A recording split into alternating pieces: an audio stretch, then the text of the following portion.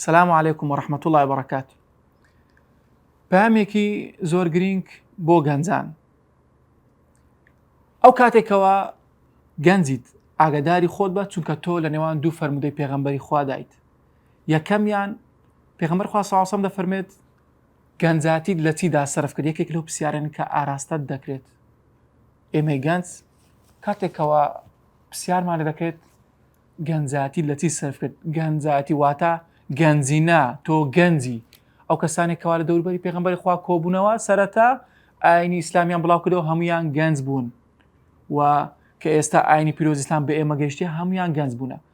و فەرمودەی دووەم ئەوەیەکەوە تۆ کاتێکەوە مەشغوڵیت دێتە ناو فەراغێک، یان ئەوەتە لە فەراغێک دواتر مەشغوڵ دەبیت. بۆیە بە دەرفەتی بزانە کە ئەم 3 مانگەی هاوینە دێتە پێشت، بە دەرفەتی بزانە کاتەکانی خۆت بە فیڕۆمەدە، بەڵکو چەند خاڵێکت پێی نیشان دەدەم کاری لەسەر بکە، ئیشی لەسەر بکە، بۆ ئەوەی کاروبارەکانی خۆت بە جوانترین شێوە لەم ماوەیەدا بەڕێ بکەیت.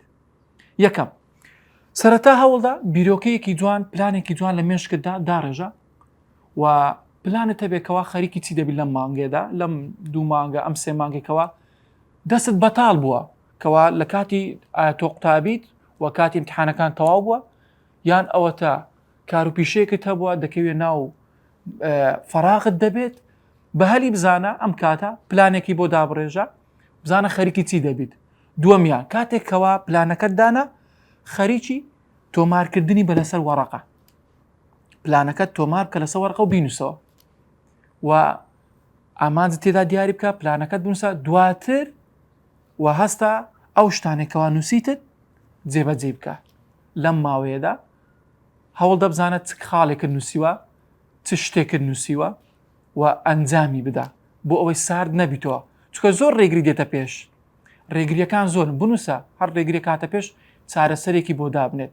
و خاڵە بێهێزەکانی خۆشت بنووسە، هەر خاڵێکی بێزت هەیە و خاڵە لاوازت هەیە، لاوازەکان پڕ بکە بە بێهێزەکانی خۆت، چونکە تۆ زۆر بەهێزی گەنجیت.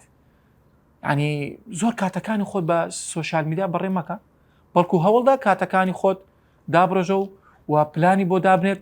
خەریکی زانستەکان بە، خەریکی زمانەکان بە، بۆ ئەوی زمانت بەرەو پێشەوە بڕوات، یا تا تۆ زمانی ئینگلیزی، عەرەبی، فارسی، تورکی، هەر زمانێک بزانین کەوا کەسێکی تریت، واتە کەسێکی ترت لەگەڵدا بەردەوام.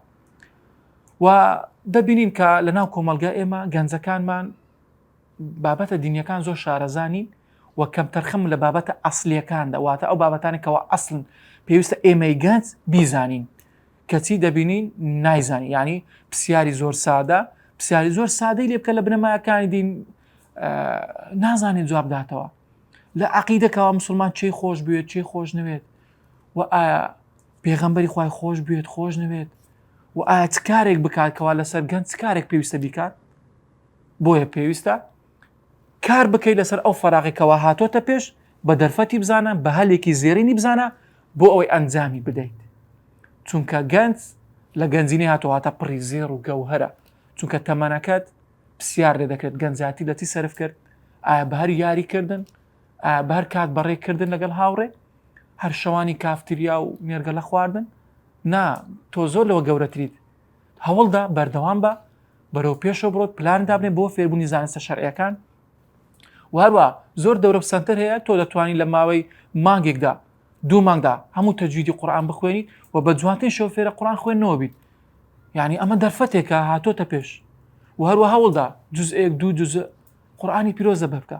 هەوڵدا بەلایانی کەم 40 فەرمودەی پێغەمبەری خوا صلی الله علیه وسلم لەبەر بکە. یعنی زۆر شت هەیە کە ئێمەی گەنج ناکەین و نایزانین، کەم تەرخەمین، بەڵام توانامان زۆر تێدا هەیە، گەنجی زۆر بە توانامان هەیە، بەڵام پێویستە هان بدرێت، کەچی لەلایەن دایک و باوکانەوە هان نادرێت، لەلایەن برادەرەکانی خۆیەوە هان نادرێت.